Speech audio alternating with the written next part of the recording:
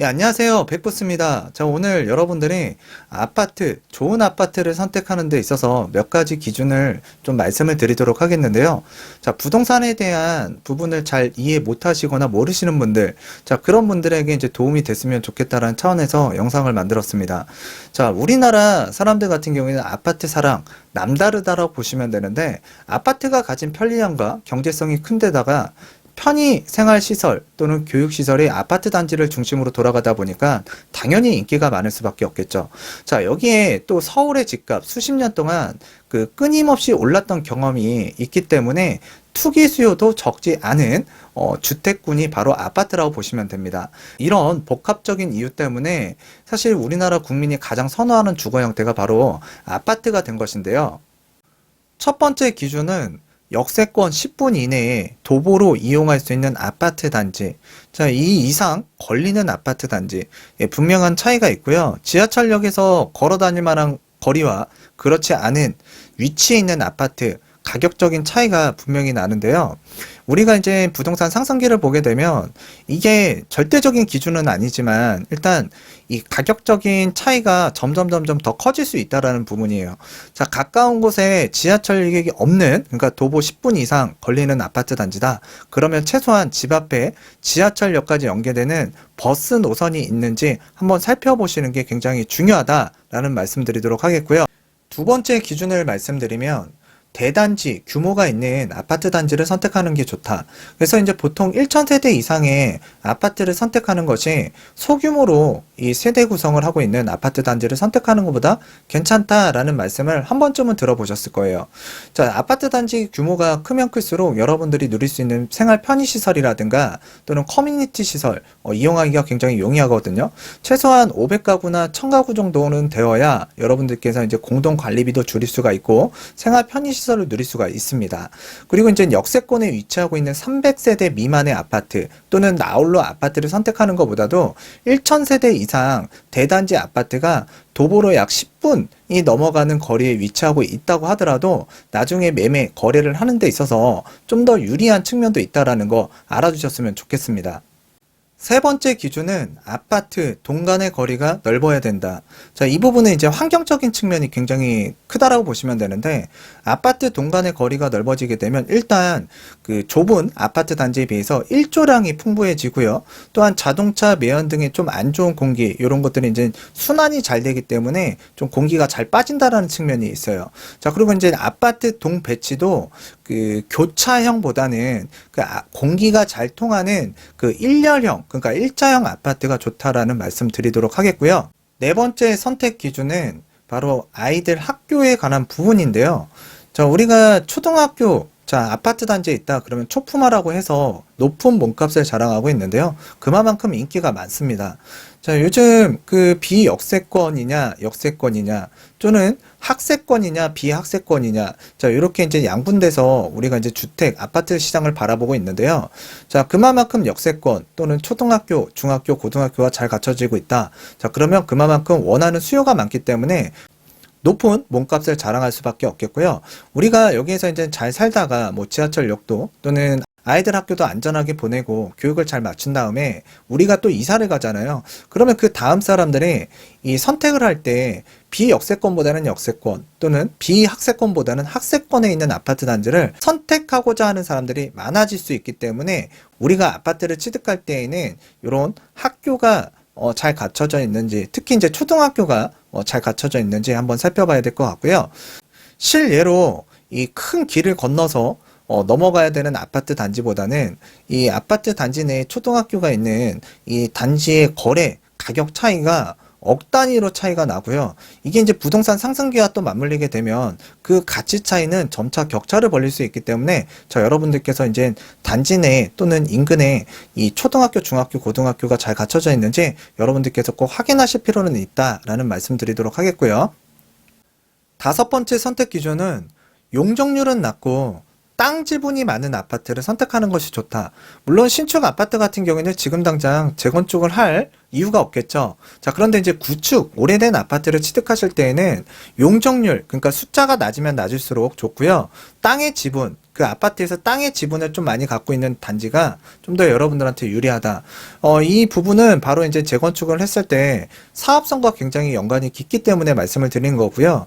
뭐 동일한 위치에 뭐 자리 잡고 있는 A 아파트, B 아파트가 있는데 용적률이 낮은 아파트를 선택하는 것이 좋고 땅의 지분이 좀 더 큰 아파트를 선택하는 것이 여러분들에게 자산적으로 도움이 많이 된다라는 말씀 드리도록 하겠습니다. 용적률에 대해서 잠깐 말씀을 드리면 법정 상한 용적률이 300%예요. 근데 제가 단순하게 쉽게 말씀을 드릴게요.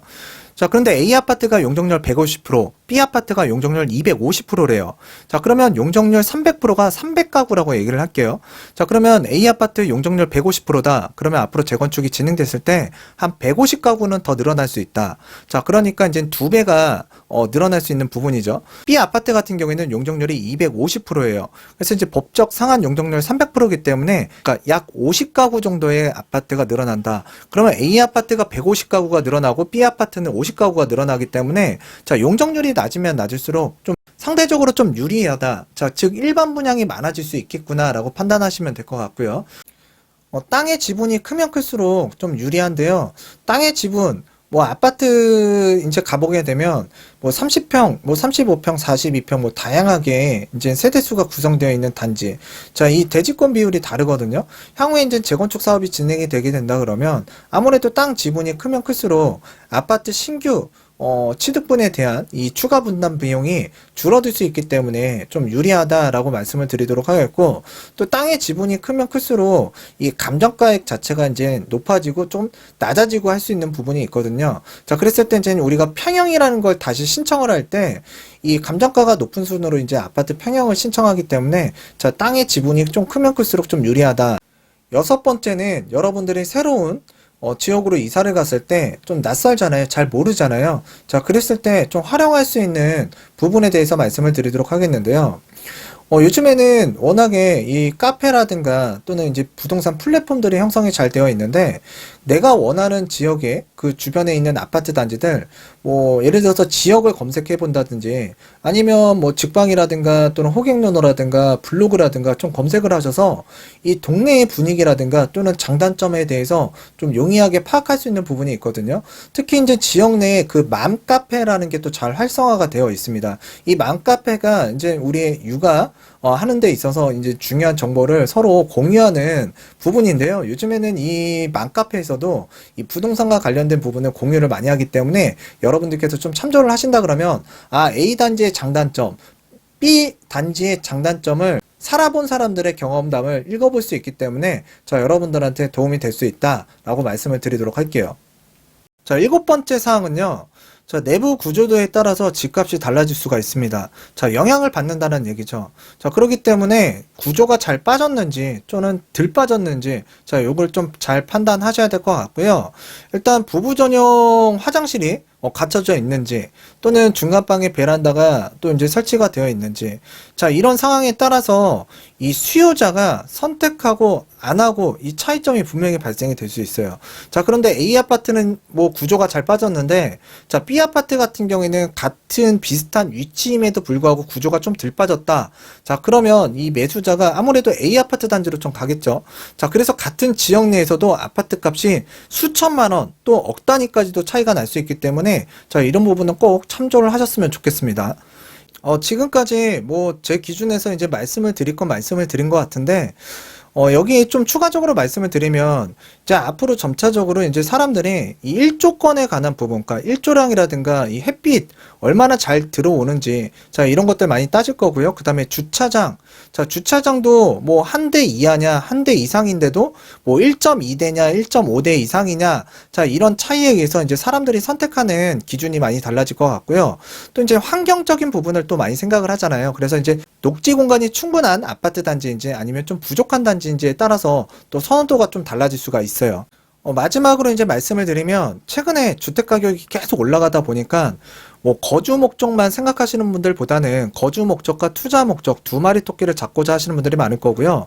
또 물론 일부 사람들 같은 경우에는 거주는 하진 않지만 투자 목적을 고려해서 취득하시는 분들이 있거든요. 자, 그랬을 때 주택을 취득한다. 그랬을 때 목적을 명확하게 하는 것이 중요하다라는 말씀을 드리도록 하겠는데, 내가 거주하기 위해서 사는 집인지 아니면 장기적인 이 보유를 통해서 시세 차익을 목적으로 접근하는 주택인지 명확히 구분할 필요가 있습니다.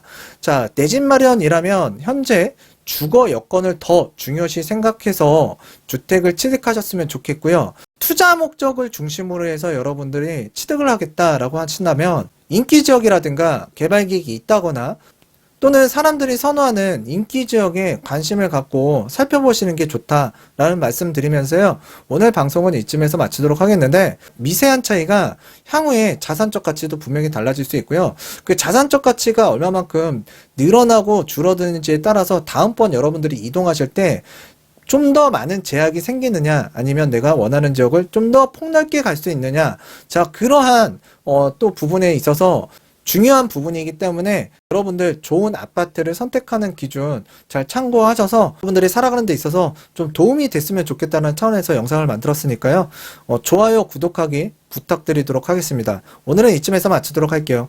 감사합니다.